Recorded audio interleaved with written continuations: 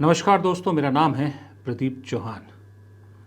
कहानी अभी सच में बाकी है। आज कहानी फिर से कांग्रेस की, क्योंकि सुर्खियों में कांग्रेस है। जातिगत जनगणना के मुद्दे को लेकर जिस तरह से सरकार को झुकने पर मजबूर किया है, उसके बाद जाहिर सी बात है कि कांग्रेस अपनी पीठ थपथपा रही है। बाकायदा जातिगत जनगणना और पहलगाम के मुद्दे को लेकर कल शाम CWC की बैठक भी हुई। इस बैठक में बहुत अहम प्रस्ताव पारित हुए। कार्य समिति की बैठक लगभग 2 घंटा चली और उसमें दूसरा प्रस्ताव जो सर्वसम्मति से पारित हुआ है वो सामाजिक न्याय को लेकर है।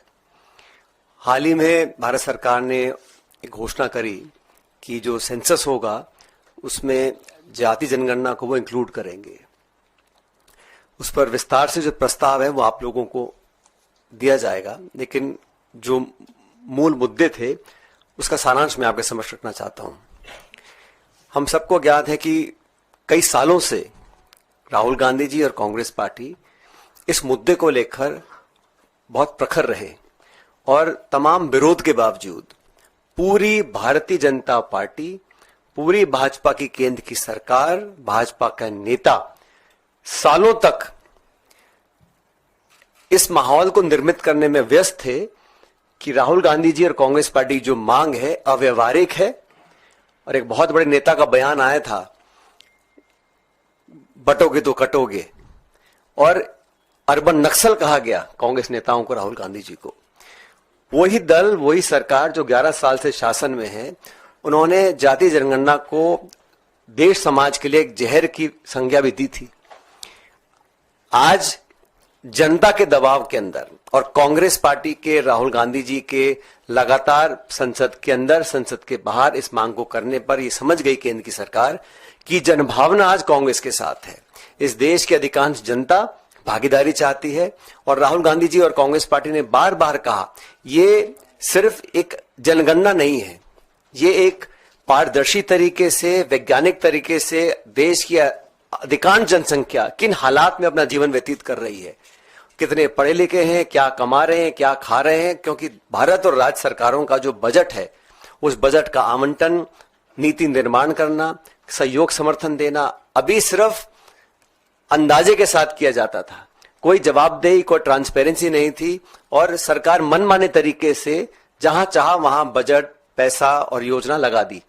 अब हमने मांग करी है कि बिना समय खोए, क्योंकि सरकार जुमले देने की बहुत आदी है, महिला आरक्षण पर एक जुमला दिया हुआ है, न जाने कब वो लागू होगा, तो हमने मांग रखी है कांग्रेस वर्किंग कमेटी ने कि एक समयबद्ध सीमा बांधकर आप कार्य करें और जो जनगणना हो उसमें जो आप किस प्रकार के प्रश्न पूछेंगे उसमें साइंटिफिक तरीके से किया जाए, पारदर्शी तरीके से किया जाए, ताकि किसी को आशंका ना हो। और हम लोग चाहते हैं कि सर्ववर्गीय समाज, पूरे देश को अगर आगे बढ़ाना है तो कोई हिस्सा पीछे नहीं छूटना चाहिए।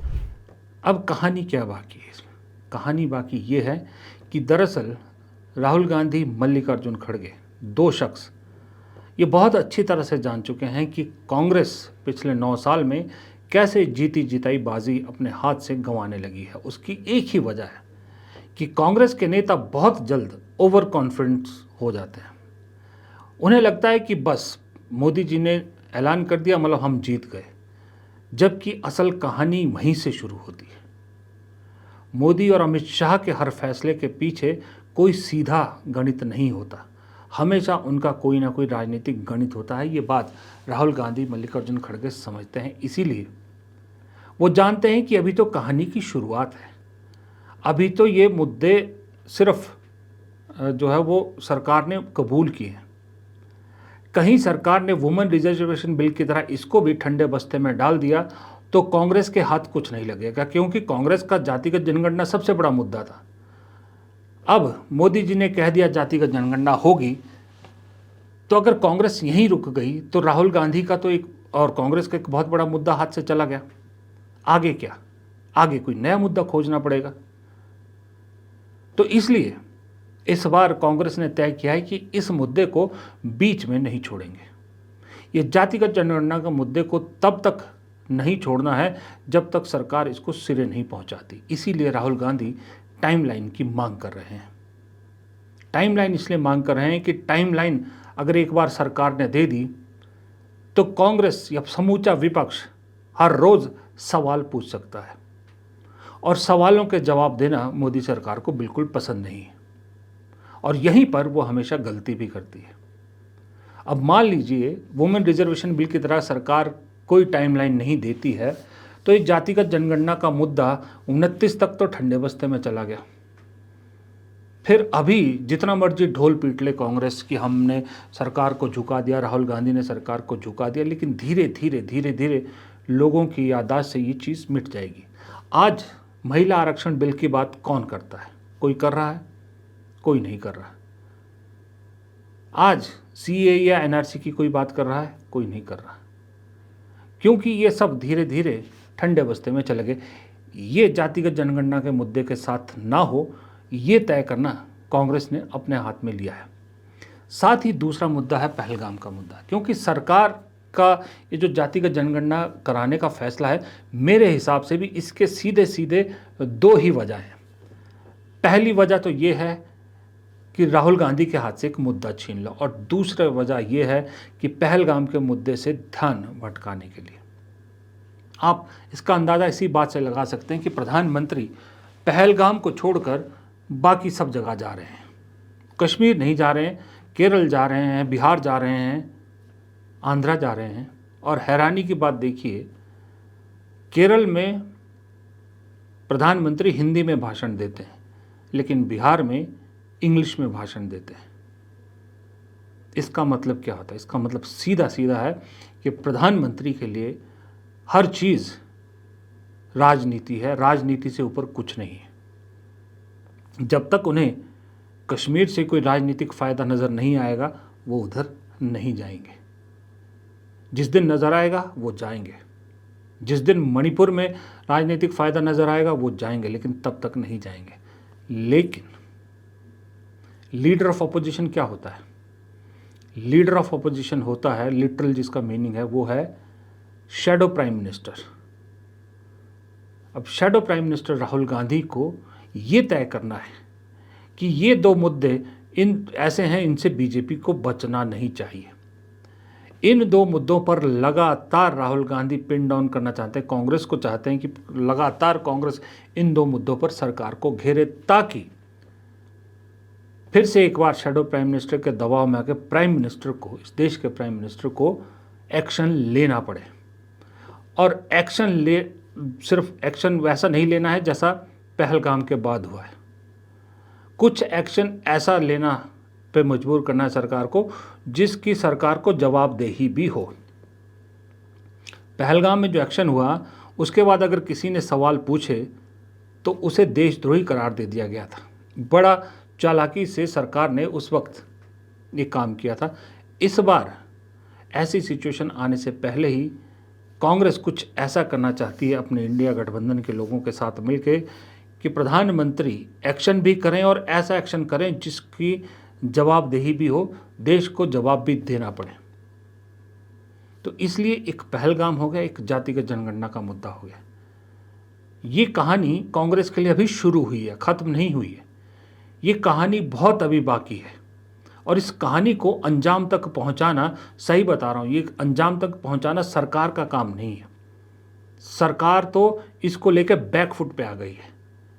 सरकार के समर्थक नाराज़ हो गए हैं, मोदी जी के समर्थक नाराज़ हो गए हैं, गोदी एंकर तक सवाल उठाने लगे हैं, गोदी पत्रकार मोदी जी के बारे में बहुत कुछ लिख रहे हैं, अम्बेडकरवादी सरकार कह रहे हैं, अम्बेडकरवादी बीजेपी कह रहे हैं, कोई राहुल गांधी के इशारे पे चलने वाली सरकार कह रहे हैं, कोई कह रहा है प्रधानमंत्री नाम के हैं सरकार राहुल गांधी चला रहे हैं। इस तरह की बातें राहुल गांधी समर्थक नहीं, मोदी समर्थक कर रहे हैं। तो वो तो सरकार इस वक्त बुरी तरह से फंसी हुई है, इसलिए वो तो सिरे तक पहुंचाने की जिम्मेदारी नहीं लेगी, उसको बचेगी। लेकिन विपक्ष को ये जिम्मा उठाना है कि इन दोनों मुद्दे को सिरे तक पहुंचाना है, और सिरे तक नहीं पहुंचता है तो भी जनता के दरबार में सवाल पूछने हैं, और सिरे तक अगर पहुंचता है तो ये भी तय करना है कि इसका पूरा श्रेय सरकार ना ले पाए, क्योंकि आखिरकार इनिशिएटिव तो ये राहुल गांधी का था, विपक्ष का था। कहीं पूरा श्रेय सरकार ने ले लिया तो मेहनत है उनकी, फ़ायदा उनका, वो नहीं होना चाहिए। और जो अक्सर कांग्रेस के साथ होता है, कांग्रेस प्लेट में सजा के देती है बीजेपी को, लेकिन अब की बार ऐसा नहीं होगा। और राहुल गांधी इसीलिए मुझे लगता है कि अपने संगठन की मजबूती पर जो जोर दे रहे हैं, उसका एक बहुत बड़ी वजह ये भी है कि राहुल गांधी ऊपर से एक मुद्दा छोड़ते हैं, लेकिन वो ज़मीन पे ऐसे नहीं गिरता जैसे बीजेपी में गिरता है कि मोदी जी एक बात कहते हैं, वो धीरे धीरे धीरे धीरे बीजेपी जो है पूरे में स्प्रेड कर देती है। वो एक सिस्टम से उतरता है नीचे। जैसे ही मोदी जी ने कोई मुद्दा छोड़ा, वो धीरे धीरे यूं यूं करके यूं यूं फैलता है और फिर ग्राउंड तक जाता है, लोगों के बीच तक जाता है। लेकिन कांग्रेस में होता क्या है कि ऊपर राहुल गांधी एक मुद्दा छोड़ते हैं, लेकिन वो ज़मीन पर ऐसे थच से गिरता है जैसे कोई पानी का गुब्बारा, और फट जाता है, क्योंकि बीच में जो संगठन नाम की एक वो है, बॉडी है, वो कांग्रेस में है ही नहीं। इसलिए राहुल गांधी संगठन को मजबूत करना चाहते हैं, ताकि वो भी जो मुद्दे ऊपर उठा रहे हैं, जैसे जातिगत जनगणना का भी मुद्दा है या पहलगाम का मुद्दा है, वो धीरे धीरे नीचे उतरे और उनके लोग सब जगह फैला दे। इसके लिए संगठन ज़रूरी है, और संगठन की जो बनाने की मुहिम का असर दिख रहा है। अभी आप जातिगत जनगणना के मुद्दे को अगर आप लें, उस दिन अगर आप सोशल मीडिया देखते, क्योंकि मीडिया में तो जगह नहीं मिलती, सोशल मीडिया अगर आप देखेंगे तो कांग्रेस का भी हर नेता, हर बड़ा नेता उस दिन सोशल मीडिया पर बयान देता नज़र आया, अपनी बात कहता नज़र आया, और राहुल गांधी को श्रेय देता नज़र आया हर नेता। जैसा कि अक्सर आप बीजेपी में देखते थे कि मोदी जी जो भी कहते थे, उनकी बात को, उनको श्रेय देने के लिए पूरी होड़ लग जाती है, मंत्रियों से लेकर संतरी तक सब। वो अब कांग्रेस में भी होने लगा। वो इसलिए कि कांग्रेस में पहले सिर्फ चंद 50-60 चेहरे थे, उन्हीं तक कांग्रेस थी, उसके नीचे कोई नहीं दिखता था। अब नीचे दिखने शुरू हुए हैं। सुना है राजस्थान में तो शायद मंडल अध्यक्ष तक नियुक्त हो चुके हैं। मंडल अध्यक्ष 2200 के करीब मंडल अध्यक्ष जो है वो नियुक्त हो चुके। अब सोचिए, एक राज्य में 2200 मंडल अध्यक्ष भी अगर आपकी बात को लोगों तक पहुंचाएंगे, और 2200 आदमी 10-10 लोगों तक भी बात पहुंचाएंगे, तो कहां तक हो जाती। फिर जिला अध्यक्ष अलग, फिर और पदाधिकारी अलग। ये संगठन की मजबूती, ये संगठन की ताकत होती है। इसी ताकत के भरोसे राहुल गांधी आगे बढ़ना चाहते हैं। इसी ताकत के भरोसे राहुल गांधी अपने साथ युवाओं को जोड़ने की कोशिश कर रहे हैं। कल भी राहुल गांधी ने कुछ ऐसे युवाओं से मुलाकात की जो दरअसल अपने अपने कॉलेज या संस्थानों में जो SCA मेंबर्स है या पदाधिकारी हैं, जो चुनाव से चुने गए छात्र राजनीति के चेहरे हैं। अब ये चेहरे राहुल गांधी के साथ दिखते हैं। राहुल गांधी इनकी बातें समझते हैं, ये राहुल गांधी की बातें समझते हैं। आपको मैं एक चीज़ बताऊं, किसी भी आदमी का आप जो राहुल गांधी से मिला हो, उनका इंटरव्यू देखिएगा या उनसे कभी मिलिएगा, वो हर आदमी दो बात ज़रूर कहेगा कि यार, जो राहुल गांधी को हम सोचते थे, राहुल गांधी उससे बिल्कुल डिफरेंट है। उनकी सोच बहुत गहरी है, वो बहुत पढ़े लिखे हैं और वो बहुत गहरी बात करते हैं। ये आपको हर शख्स बोलेगा, जिसमें मैं भी शामिल हूँ। तो ऐसे जब युवा चुने हुए नेता राहुल गांधी की बात समझते हैं, तो राहुल गांधी जानते हैं कि ये बात आगे तक भी पहुंचाई जाएगी। ऐसे ही बूढ़ी हो चुकी कांग्रेस को युवा कांग्रेस में बदलने की कोशिश कर रहे हैं, और इसीलिए संगठन में अब युवाओं को और पिछड़ी जातियों को, दलितों को ज़्यादा से ज़्यादा तवज्जो देने की या ज़्यादा से ज़्यादा जो है जिम्मेदारी देने की राहुल गांधी कोशिश कर रहे हैं। इसीलिए मैंने कहा कि कांग्रेस की लड़ाई भी लंबी है, और ये जातिगत जनगणना और पहलगाम की कहानी भी अभी कांग्रेस के लिए बहुत बाकी है। नमस्कार।